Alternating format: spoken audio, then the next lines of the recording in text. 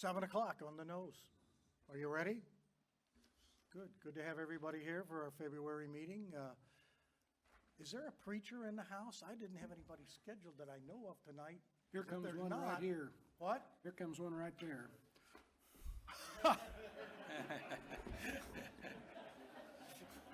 St. Mitch is here. That's exactly right. Well, if you don't. Mr. Huh? Mr. Mayor, If there's no preacher in the house tonight, you're going to have to listen to me. So let's do our Pledge of Allegiance. We'll do our prayer, and then we'll open our meeting. Please rise. pledge allegiance to the flag of the United States of America and to the republic for which it stands, one nation, under God, indivisible, with liberty and justice for all. Dear God, we thank you for this opportunity to gather in a many, many year tradition of our government here in the United States, and how fortunate we are here in our little city of Westfield to be in some of the positions that we're in, and the growth that we have, and the quality of our schools, and the quality of our council and our leaders that you have bestowed upon us. We ask for your blessings over our country. We ask for your blessings over our city, and please, we ask for your blessings over this meeting tonight. Amen. Amen. President Ake, your meeting, sir. Thank you. I call the meeting to order for February 13th, 2017. Would the clerk please call the roll and note the presence of a quorum? Present. Here. Here. Here. Here. Here. Here. Thank you very much, Cindy. There are no changes to the agenda, so we'll move on with the approval of the council minutes from January 9th, 2017. Do I have a motion? So moved. Cindy Spiljerik made Second. the motion, and we have a second by Steve Hoover. All those in favor of approving the minutes as stated, please signify by saying aye. Aye. Those opposed, same sign. The minutes are approved. Moving on to claims. I know there was a couple questions on claims. I entertain a motion to approve claims as stated. Approve. I have a motion by Mark Keane, second. Second. Bob Horke, seconds. Any discussion? Hearing none, I'd ask for a voice vote. All those in favor of approving claims as stated signify by saying aye. Aye. Opposed? Claims stand approved. Tonight, we have no special presentations and no old business at this time, so we'll move right on into new business. We have before us ordinance 1701 will be presented by Pam Howard regarding 100% voluntary annexation of Chatham Hills Phase 2. Phase 11. Thank you. Thank you, Mr. It's President. nice to see you. Yeah, good to see you, and members of the council. Again, Pam Howard for the record with Economic and Community Development Department. Before you this evening, have a 100% voluntary annexation of 187 acres to be a part of the Chatham Hills development. This is generally located at the southwest corner of US 31 and State Road 38. This will include portions of the golf course and will also include the mixed-use area of the development. This is eligible for a public hearing tonight and would be up for adoption in March. I do have representatives from Hankey Development here. They are not planning to make a presentation, but they are available for questions, as am I, if you have any questions of me. Thank you. All right, thank you. Before I open the public hearing tonight, are there any comments from council members? Any questions for Pam Dishner? Okay. Hearing none, I will open the public hearing at 7:02. Do we have any cards? We do not. At this time, would anybody in the audience like to address ordinance 1701? Going once, going twice? Hearing none, I will close the hearing at 7:03. Thank you. This will be back to us for adoption on March 13th, 2017.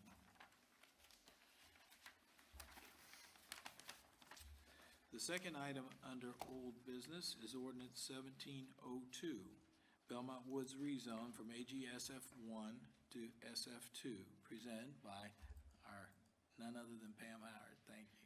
Thank you again. Pam Howard with Economic and Community Development Department. This evening, we have before you for council introduction, we have a rezoning of 16.56 acres from AGSF1 to SF2. This would allow a 27-lot, single-family residential development. This would be an infill project located on Cary Road, south of 169th Street, located between the existing Walnut Ridge and Cary Glen developments.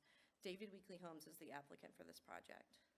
Again, it's before you for introduction this evening and would receive its public hearing in front of the Plan Commission on March 6th. I do have the petitioners here who do not plan to make a presentation, but they are available if you have any questions of them. I'm also available if you have any questions of staff. Thank you. All right, thank you, Pam. This is a council introduction. It's an infill project. David Weekly Homes, most of us are familiar with. Does anybody have any questions for either the petitioner or Ms. Howard? I just have a question. I'm actually confused because it's been so long since I've seen a straight rezone. No waivers, no modification of commitments, no additional commitments, nothing, right? Just straight SF2. That's correct. Wow, okay. It's kind of new. Cindy smiles. All right. Any other council comments? How many homes did you say, Pam? 27. 27? Are they single-family homes? Yes. Not attached or No, anything? not attached. All right. Anyone else? Hearing no other comments, we'll pass this on to the APC for their hearing on March 6th.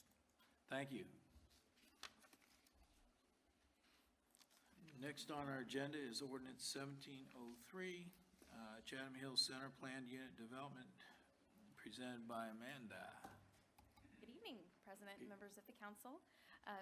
My name is Amanda Robidoux with the Economic and Community Development Department. Before you this evening for introduction is the proposal to rezone approximately 41 acres from the GBPD and AGSF1 districts to the Chatham Commons PUD district.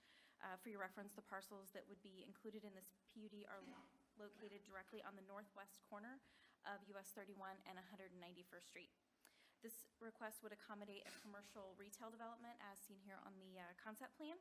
Tonight is an introduction, and the proposal will follow the normal zoning process. It is scheduled for a public hearing at the Plan Commission's meeting on March 6th. Subject to the public hearing, this item could be back before you as early as the April 10th council meeting.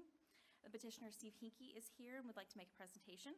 After the presentation, the petitioner and I am available if the council has any questions. Thank you.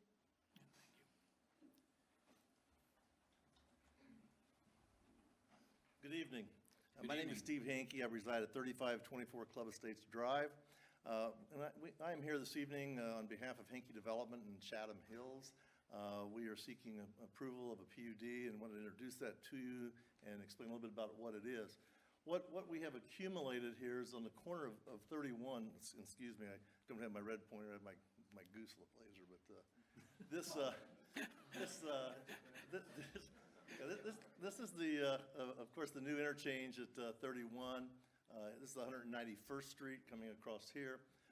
And what we've accumulated here is about 38 acres. And over time, there were some homes that we purchased along 191st Street. Those homes you probably saw, we volunteered and gave those to the fire department, the police department. They worked on a lot of raids. They worked on putting out, starting fires, putting out fires. And we have since removed those and have taken those down. This will be an entrance, one to Grand Park. This is also an entrance to Chatham Hills, our development. Also ties it to Chatham Hills, so it's very important to us, being our front door, that it really is done well. We see this as a number of uses, including pharmacies. We've had discussions already with them. We already have a a purchase agreement for 2 hotels to go on the site. And this agreement was just entered into in the last month. The 2 hotels that will be built is by a developer here in Indiana. They will both be Marriott brand. We've already met with Marriott. They've already approved that. And so both of those hotels will really be flagships for us on 31. So we're excited about that in the entry. The 2 hotels, the first hotel to be constructed would be in this site right here, adjacent to the creek. The second hotel site that they are purchasing is this site right here. Each of those sites are about 3 acres. We envision the center area here as being a smaller grocery, as well as shops that would go along with that. And then, of course, the outlots along 191st Street. The hotels, as I said, we've signed the purchase agreements with them. The anticipated construction, they actually want to start construction on the first hotel this September. So that's why we're here, getting everything all put together, even probably sooner than we anticipated. But each of those hotels that's anticipated by the builders to be about a $20 million hotel. Those hotels together, of course, will be about $40 million. First hotel is going to be about 5 stories, almost entirely brick, and is being designed to also accommodate for Grand Park residents from the standpoint that a lot of doubles in the rooms, but also the lower level. Most of your hotels today will also have a bar, lounge area in it. Usually it's sort of open, to the area. They're actually separating that and moving it so that so one side is all children, public, and so forth, and so it's not. So they're really cognizant of what all is going on with Grand Park, and that's one of the primary reasons they're coming here. So anyway, that in a nutshell is what we are presenting, and we'll be glad to answer any questions you might have. All right, thank you, Steve. Are there any questions for the petitioner? The most northwest portion appears to be wooded, and as I read through the PUD quickly, I wasn't clear that that was to be totally maintained. There were kind of references to it, but I would like to make sure that if that's the intent, that be very clearly stated that that woods would remain. This area in here? Yes. Yes, that will be is part of the development. There's no plans to do anything with that at this point in time at all. There will be a road eventually coming here. The city's thoroughfare plan calls for a road to connect down to the Chad Hiddle Drive, which goes into Paddocks, and this to becoming an east-west road. That's not in our plans or anything, but we have put the road in, and we'll do the road here, allowing for it to go there. This area over here, I believe, has been mined with gravel at one point in time and so forth. I don't think there's anything really buildable in that at this point either. I have some concerns with the PUD, and I have to look at each of these when they come through as if it's not yours, because it goes with the land if anything happened to you, right? And so I do have some concerns, including the side and rear elevations are the ones oriented toward 31. And that kind of goes against what we're looking for in the corridor, so that concerned me. There were no minimum track requirements. You're allowing vinyl and EFS. The minimum square footage on the lots on 31 is only 3,000 square feet. And there's a whole lot of issues I have with signage. So I'm hoping that these things get taken care of before it comes back to us. Be glad to sit down with you and go through those as we've done before. Okay, thank you. Anyone else? Well, can you tell us when the neighborhood meeting is on this? Have you scheduled it? It has not been scheduled. It'll be scheduled this week, yeah. Okay. I would anticipate, I'll ask Betsy. 28th? 28th. Can you just let us know when that is, please? I will. Thanks, Betsy. There is a cemetery to the north of that woods, and I would hope that this commercial development would not cause, I don't see how it could, but you never know, problems with that. It's an old... I would not anticipate any problems at all with that, Joe. The cemetery is probably up in here, Yeah, it's beyond the It's woods. north of that, and generally, on cemeteries, I know we had to deal with the cemetery when we developed Grand Park, and you have to maintain a 100-foot distance from them. There are certain things you can't do and excavate within certain areas of it. But I see a sign on that woods that it's for sale. Yes, That's not yours, though. that is not ours, no. Anyone else? As part of this, there's a page or two with some concept plans. Matt, would you roll that up, please?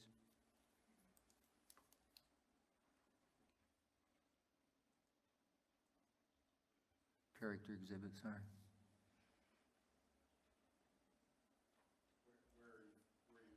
Character exhibit. Just to bring it up, no big deal.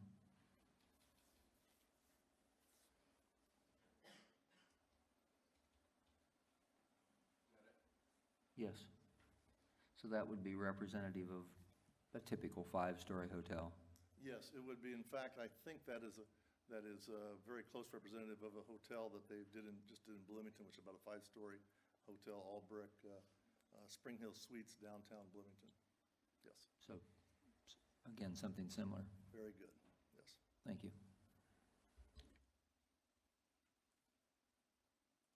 Anyone? Steve? Oh, did you? Thank you very much. Thank you We very appreciate much. you bringing this Appreciate it. forward. Okay. And that will go on to APC for their hearing on March 6th.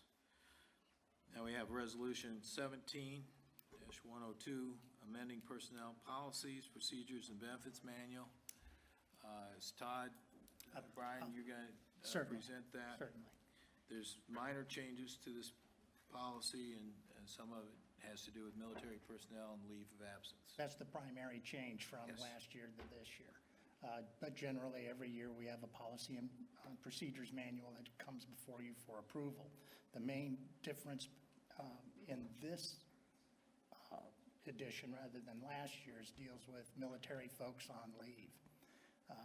Before today, the HSA contributions were not made on behalf of the employee, and the employee's retirement contributions were not being made either.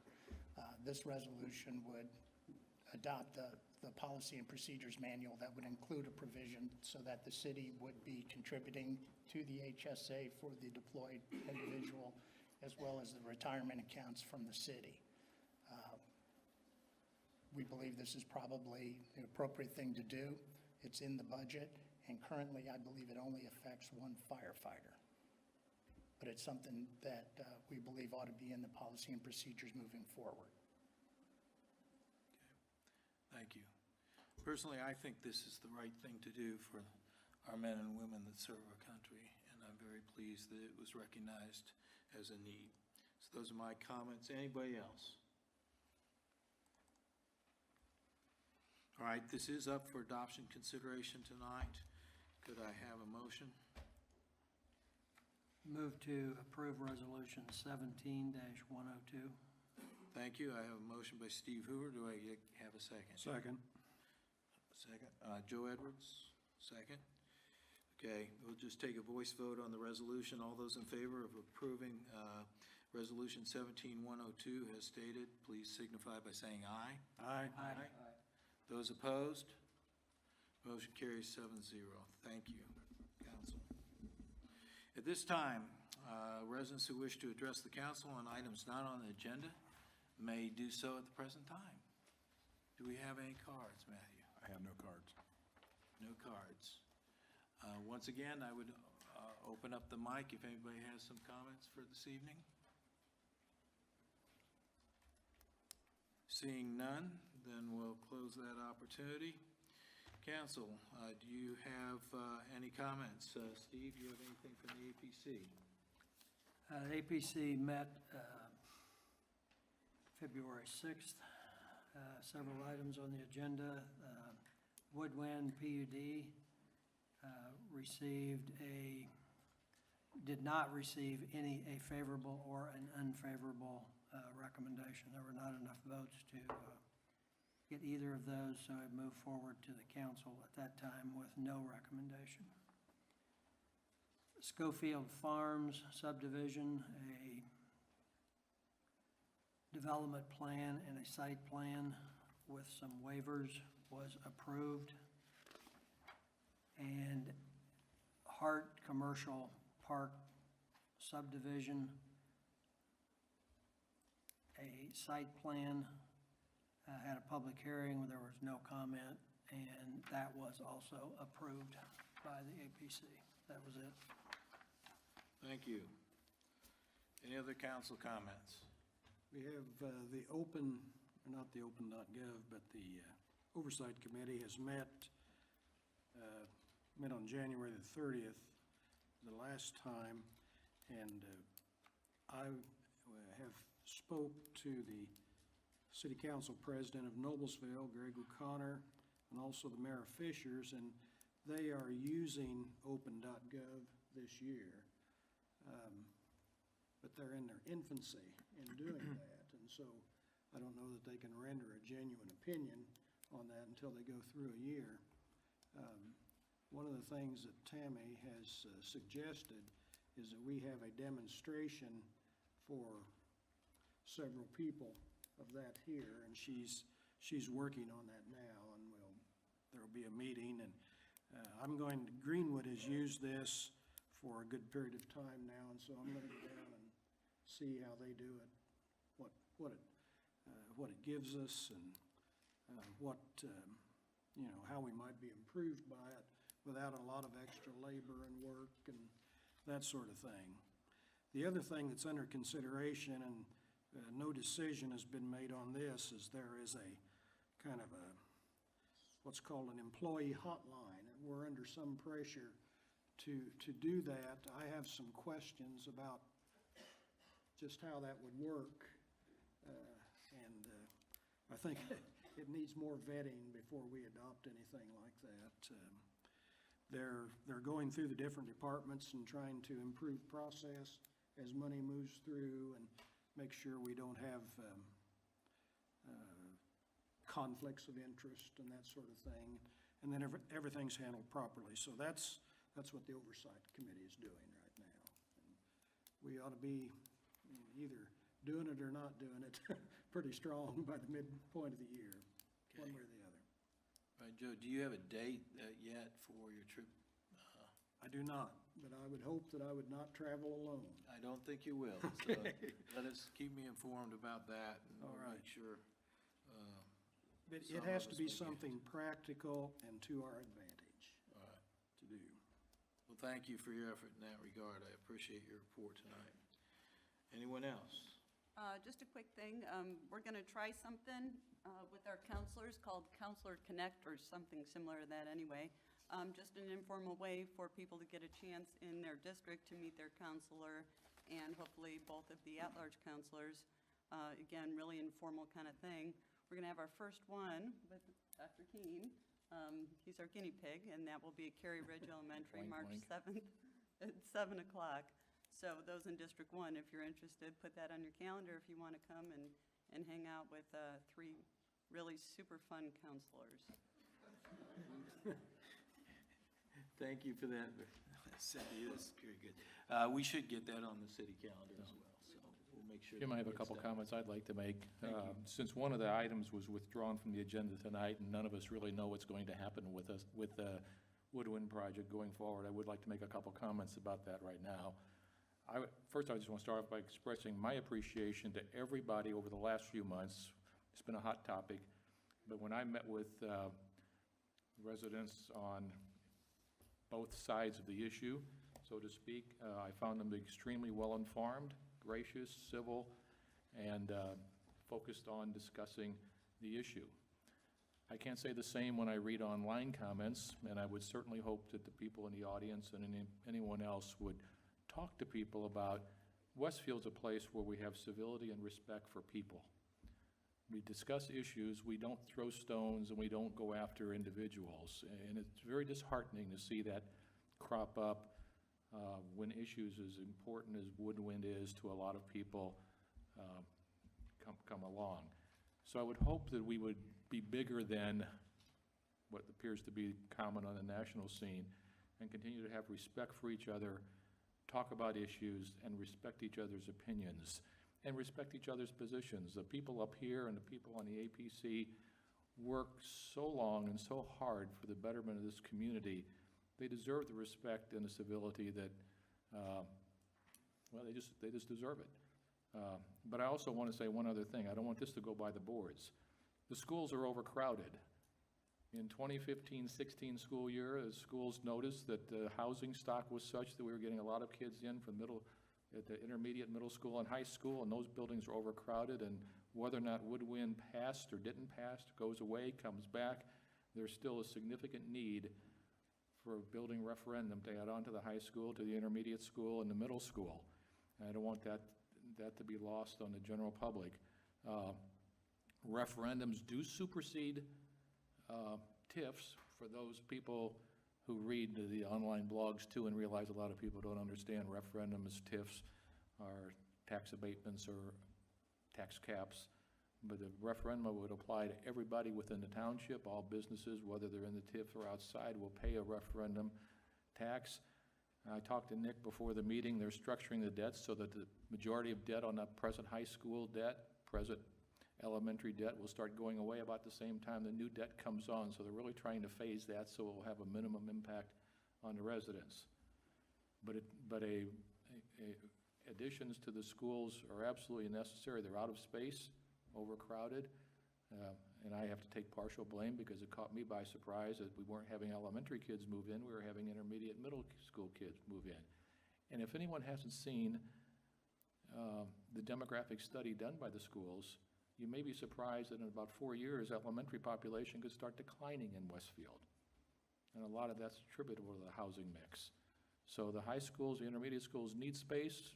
We probably will never build another elementary school unless something changes dramatically and land values drop significantly.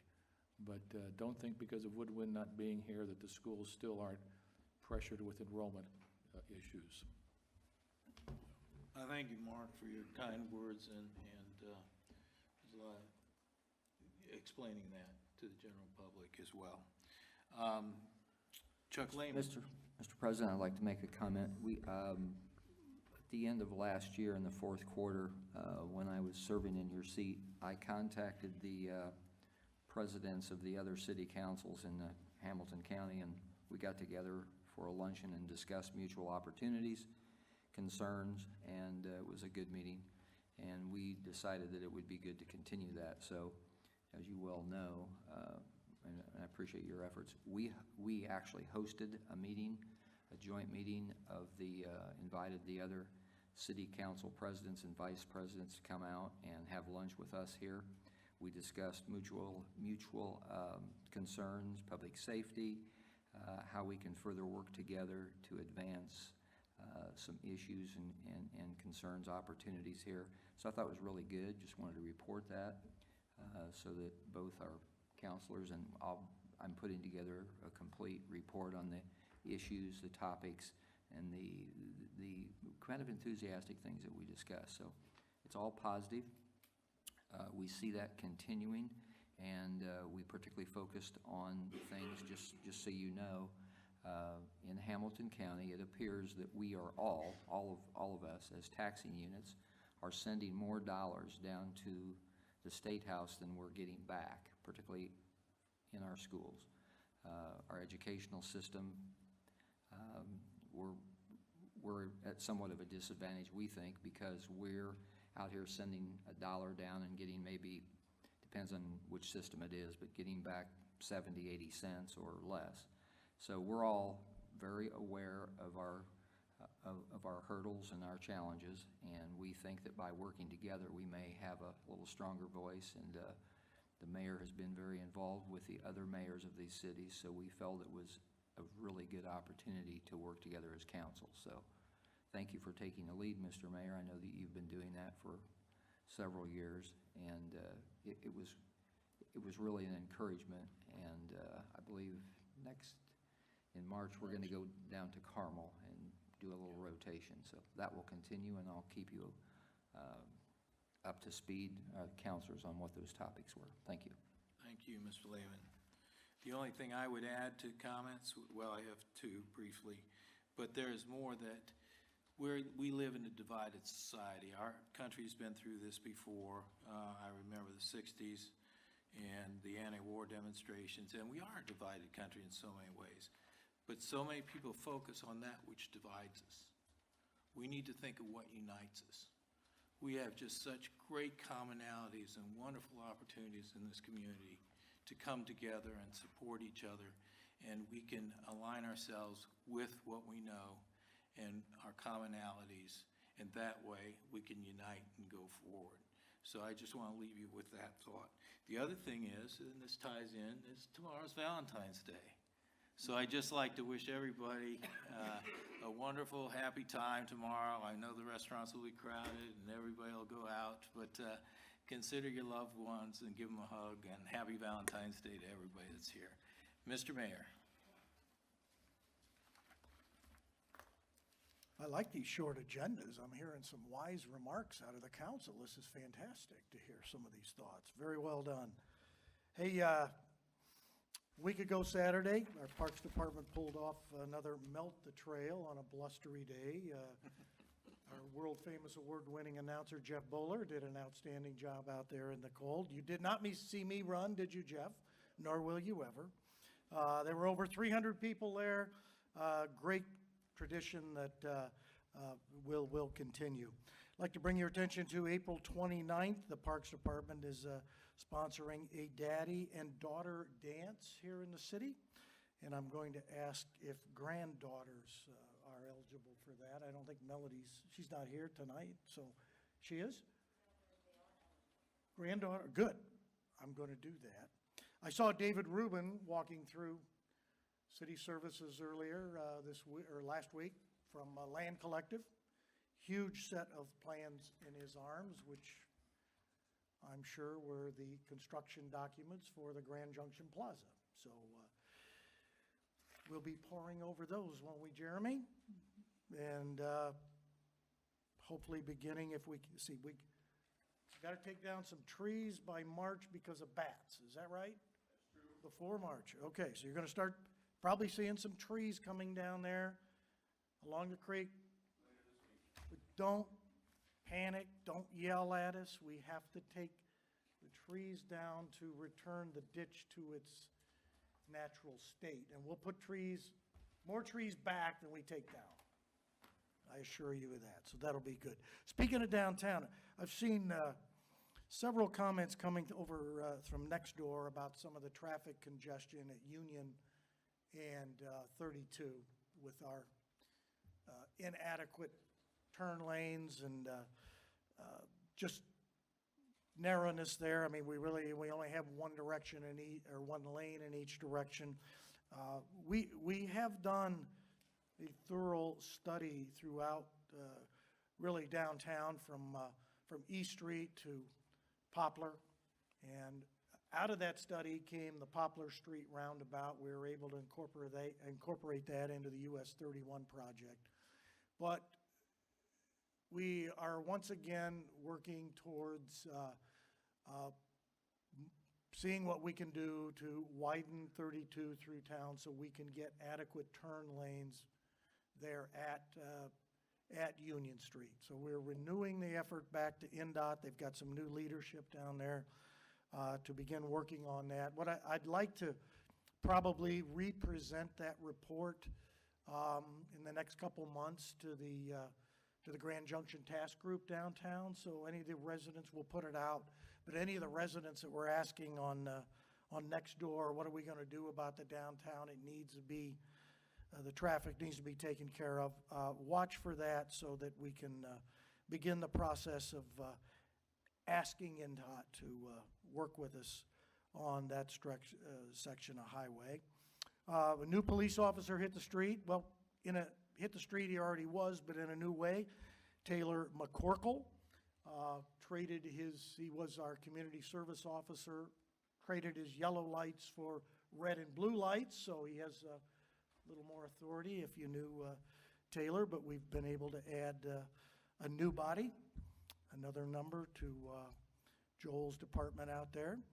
And out at Grand Park, in the GPAC building, the big building, 2 pieces of construction going on inside. The Ninja Zone for kids has begun construction on the first floor, and on the second floor, the Methodist Sports Medicine is occupying, I think, 2,500 square feet for a medical, physical therapy, imaging, I believe, some equipment, which will be open, I mean, not regular business hours, I believe. They'll also become our medical service provider for Grand Park. And last week, I think it was maybe Wednesday or Thursday, we were once again recognized by a nationwide survey group. This one, by its name, it's called Millennial Personal Finance, obviously geared towards millennials, and they ranked the top 150 cities across America, regardless of size, as a destination for that elusive millennial.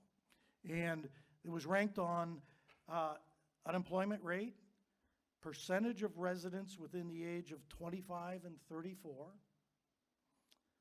the cost of living, future job growth, transportation costs, and very importantly, crime and safety. And regardless of size, and I mean, there were cities the size of Los Angeles and you name it across the country. Out of 150 cities, Westfield ranked number 11 as a destination for millennials. Carmel, 13, and I think, Fishers, I think, 13, and Carmel ranked someplace in the 20s. And I don't say that to berate those guys, because it could have taken a little decimal point, we could all be mixed up, but first of all, our ranking on crime really is what ranked us here in Hamilton County. So, as you know, our guys work very, very hard on prevention of crime. But I didn't get a chance to say, look at how many cities across the nation, how many counties had multiple cities, but I would guess the Hamilton County, probably very few counties had 2, and Hamilton County had 3 cities that fall into that designation. So congratulations to, I think, everybody for what we produced here, and I think that ranking tells us a whole lot, so we're very proud about that. Jim? Thank you, Mr. Mayor. Without having any other comments, do I have a motion to adjourn? Move to adjourn. Second? Second. All those in favor, say aye. Aye. We stand adjourned. Thank you, everybody, for coming tonight.